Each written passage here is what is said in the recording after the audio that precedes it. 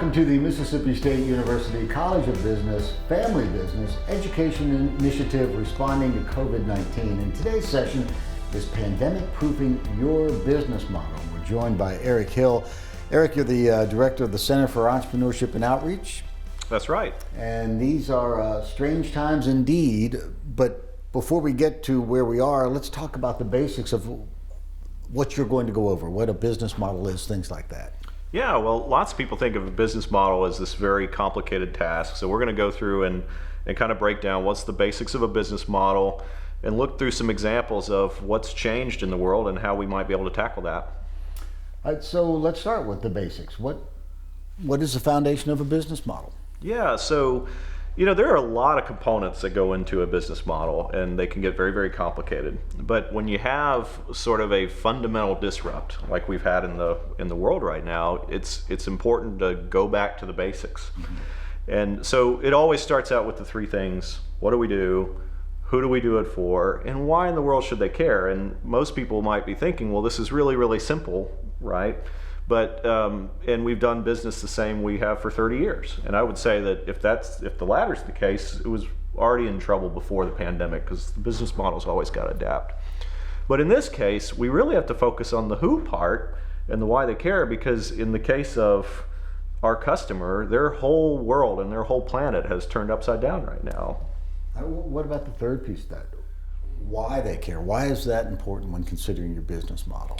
Well, the why is probably the most important part of all of it, right? Because if there's not a compelling, burning need from the customer, we call it oftentimes in technology a must-have versus a nice-to-have, mm-hmm. Then it's just easier to do the status quo and to do what's natural. And in the case of the pandemic, people are all of a sudden less mobile, they're stuck at home, and those are some of the things we'll talk about a little later in the talk. Yeah, so you figure this out, right? You have your business model, you know what you do, who you do it for, why it matters, all that, and then all of a sudden COVID hits, so what piece of that has changed? The piece that's changed is really unknown. So and you can reflect on yourself in purchasing, and everybody's affected by this. And your own spending habits change, your uncertainty changes your behaviors, even in 100 subtle little ways. Mm-hmm. And so as a business owner, we've got to respond to that, right? Because it's our job as a business owner to delight our customers and make sure that their experience is positive, even though their whole planet has shifted on them. Yeah, well, and we'll talk some more about that. When you talk about what's changed, and I like the slide you say up is down, and really, even though you're still selling the same widgets and your customers are buying your widgets, everything's changed for the customer. That's right. The way when we get out of bed in the morning, it's different. It's not the same, right? So let's talk about that. What do you see when you see the customer and the change? Yeah, well, and if you reflect on sort of four real main changes that have happened here, the first is that there's so much bad news out there that we're all reading together, and the customer's reading it just like us. And so there's this natural layer of pessimism that's on society right now. As a business owner, we're looking at our own balance sheet and noticing the loss of cash, but for our customers, they've potentially lost income, and if they haven't, maybe a loved one they're taking care of has. Mm-hmm. Many are trying to seek virtual engagements as a way to stay at home because they don't know. There's some mixed signals out there, but certainly the general consensus is social distancing and staying away. Mm-hmm. And then the last one is that most people now have a level of expectation that the business should be doing something in response, whether it's even the most minimal sense from a perceived value or not, mm-hmm. That people expect the business should have changed in some way. Yeah. That wasn't necessarily true at the beginning, but I think now where we're at in this situation, it's definitely the case. Well, let's tackle those one at a time, because you talk about what's changed for your customer. So let's take bad news, for example. That's right. Well, and so if you take those things that have changed for the customer, as a business owner, we have a series of questions we should ask then. And so in terms of the bad news, we should think about, well, what can I do in my business that helps customers see the world a little bit better? What makes them happy when things are bleak? In the income sense, how do I do something that helps my customer have a little bit of a financial break? Using technology, of course, has been probably the paramount thing that we consider. And then, of course, the last one, what can I do, either real or perceived, to sort of assuage these concerns that customers have? Yeah, and we don't know how long things are going to, what this new normal is or how it's going to last. That's exactly right. But one thing is sure, that change is going to happen. Change is constant. Change is always going on, right? And for businesses, even if you think you've got a business and your business model has worked, if you don't adapt to what's coming down the road, you're going to be in trouble. And there are some wonderful examples of that. The Blockbuster one in particular, right? Oh, painful examples. And this slide could have been enormous, right? But I love the expression that a member of our Bulldog Angel Network used, and his point was, a lot of what you're seeing during the pandemic is an acceleration of trends that were already in place. And so in the case of business models have to always adapt, and in the case of the pandemic, it has put pressure on points that were already weak. And this brings up some tough conversations as a business owner, because you really have to think about, well, what's happened, and am I going to become the next Blockbuster? Well, and we assume everyone knows the Blockbuster story, but for perhaps those few folks out there that don't, go ahead and tell that story again, because Blockbuster, really owned their market at one point, and then they were just gone. They did. There's a chart that shows revenue between the two companies, and in about Blockbuster, before it started the decline, had almost 40,000 employees, right? All around the country, retail stores, and Netflix was this sort of silent competitor with a real lean machine, and this was sort of on the wave of the internet broadband coming to the home, and Blockbuster, multi-billions in revenue, and in a series of 4 or 5 years was bankrupt. All because Netflix was able to provide the same value to the customer of the at-home movie experience, but with a heck of a lot more convenience. Well, and they saw that the delivery platform was going to change. It was not going to be the VHS and I'm sorry, VHS? Yeah, that's right. For us old people, the VHS, yeah. So, and I believe Mike Brazil, a marketing professor, tells the story of Netflix actually offered to sell themselves to Blockbuster for $50 million, and Blockbuster turned them down, and probably the best thing that ever happened to Netflix. Yeah, bad news for the Blockbuster shareholders. So you've got to ask some tough questions. Yeah, and all of this is sort of a reflection moment for the business, and I think you have to look at the pandemic as an opportunity to say sort of how can we rethink yourself, and it starts with this question in my mind of, do your customers still need you in the same way they did before?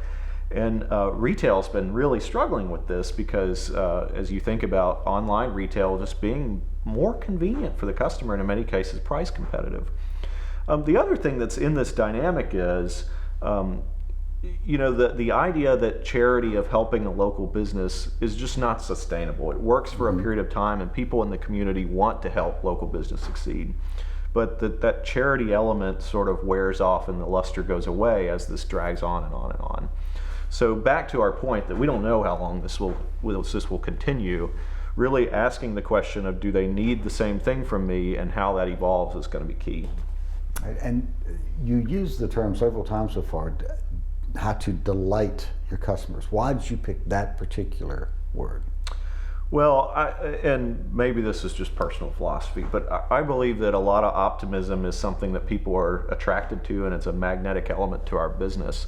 And if you think about, I love this quote by the founder of Box, which is an online service for sharing files. But what would blow our customers' mind? And if you think about that, what an inspiring thing that is for both employees and customers. And I look at examples. So the ABC, the alcohol and beverage group in Mississippi, made some changes that allowed restaurants to send wine to go, right? Mm-hmm. And what a delightful thing. Everybody's stuck at home, and now all of a sudden restaurants like The Grill and others in town could do this half-price bottle of wine. You come take out and you take it home. You think about a high-end restaurant, right, Jeff, and the things about it, that it's not just about the food, it's about the experience. That's something that you can do to delight people. Mm-hmm. Well, and you have an example here of the Veranda, which is sort of a medium high-end restaurant, mm-hmm. At least for our area, and even Chef Jay saw an opportunity or a need to put something on the menu that wasn't just a food item, right? I mean, this said much more than that, and it was an offering of a less expensive steak. But I think, like I said, it was more than just a food offering. He was sort of letting his customer know, I feel your pain. Yeah, right? That's exactly right. And it's pretty hard to find a decent ribeye for under $20. And so I know Jay mentioned to both of us that that certainly wasn't making a lot of money, but it got people feeling good about the brand and associated with them. And so other loss leaders like this, and you don't even as a business owner have to lose money in the sale, but something just to sort of initiate the discussion back that's going to just make people delightful and say, hey, yeah, I know you're giving me a break here.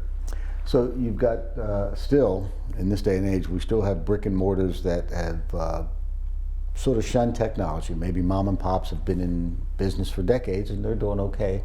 And then the pandemic hits and now they realize they've got to join the technology and get online. What's the strategy? How do you go and do that when you've not been in that space before? Yeah, and Jeff, that's a whole discussion in itself of what an online strategy could be for any business. What I would say is there's some real basics though that you just have to start somewhere, right? Social media is far and away the easiest entry point to the internet. You can go on Facebook and create a business profile in a matter of minutes, upload some pictures and get a new channel and engage people. If you're a restaurant, of course, online ordering is sort of a must now. I've seen some interesting things. We talk about experience and what the customer needs, and in retail where that's so challenging, I've seen some nice concierge work being done through Zoom and WebEx where, you're shopping for a shirt. Well, let's jump on a quick 15-minute Zoom call and see what your styles are, and I might be able to recommend some things. Teaching new skills. If you're selling a product and trying to teach new skills with it, it's a way to get people more interested in it. And of course, blogging is another approach. You can say, here's something neat. Before we jump off this, I want to just share with the Idea Shop as an example. Our downtown makerspace is not insulated like anything else from the pandemic. And so one of the things that we were doing, for instance, of using the 3D printers, is where you can print remotely from your house and come by and pick it up. So a real simple way to install technology that pandemic or no pandemic is going to be a value add for our customers. Well, you talk about blogging and an online presence, and you have to humanize the technology. So a lot of that is storytelling. However, there's a caution there, and that is you have got to be careful about what you say and how you say it, because your customers may love your product, but that doesn't mean they share your ideology, your politics, or any of that. And I think you have to be very cautious with what you say and how you say it, because it's also, while it's an opportunity to blog and create some churn in relationships, you can probably lose customers that way too. Yeah, we've seen some quite fascinating examples, haven't we, during the pandemic? And what I would say is that if you're focused on your customer, as every small business should be, this becomes a no-brainer, right? Because we don't know what our customers' opinions are and political dogmas. And so I really like the approach, like what's on the screen here, of using humor in a situation that's obviously not humorous. And so in the case of the donut, do not worry, just say 6 feet apart. And I've seen some fantastic examples of where, again, we talk about the customer delight part of humor, but implementing even some baseline protection so that this is a way that even this one small sticker can say, yeah, we as a business are acknowledging this is real and we're doing something about it, even if it's just the simplest thing. And there's some other things as well, and I put 3 sort of base expectations: that something happened in staff policies, human contact minimized, and then something different in how delivery occurs, whether that delivery was in person or something else. So yeah, and there's a challenge in the distancing and the masks and everything and all the sanitizing. It sort of sanitizes the whole interaction process, right? But there is a human element in any transaction that also is important to maintain. So I guess trying to thread that needle has got to be a challenge. But those who do it, where you still feel you're getting that quality experience, or however you define value. It's not just buying the widget, but it's going in the shop and them going, Eric, hey, we got you want your usual blah blah blah. Yeah, and of course, each business kind of has to identify within its own DNA and culture where that right fit is. Certainly, I don't know that I want my bank being so humorous about about where my money's going, right? But if I go to Salsaritas, that's a different experience, Right. But all that said, I think you're right. The human element of this very sterile situation is so important within the bounds of doing what's just right and recommended by the CDC. Well, let's go ahead and review some of these takeaways that we've talked about so far. Yeah, the head of our Bulldog Angel Network, in advising the entrepreneurship program, made this statement back in May. He said, build a plan that survives whether COVID's here a week or a year. And that changed the way we were thinking about our strategy to say that it needs to be successful whichever is the outcome. And I think that's great advice for all businesses to think about what can we do that might stick around long after the pandemic exists. I think one of the things that we've heard feedback from people in general, this is sort of anecdotal, but people love the takeout option that they have now all over town at great restaurants. Remember the most important thing to focus on. It's so simple that we almost write it off, but really reflecting regularly on what you do, who you do it for, and why they care is something that I think all businesses need to think back to every quarter at least. And then the last point here is that business models are inherently an experiment. We try something that we think people will love or care about, and it may work, it may not, but that's okay. And in a case like the pandemic, I think the opportunity exists to really try some of the things that you might have thought, hey, we can't get to that because it's too risky. But now nothing's really risky because everything's up is down, down is up. Well, we appreciate those words of wisdom. We want to give folks your contact information and remind people that at the eCenter on campus, we not only help students, but also existing businesses as well. So if somebody wants to get in touch, we have some tools for just about everyone that hopefully can help. Well, be happy to, Jeff, and look forward to working with each of you to the extent that we can. And we hope that you found this session useful for your business as well.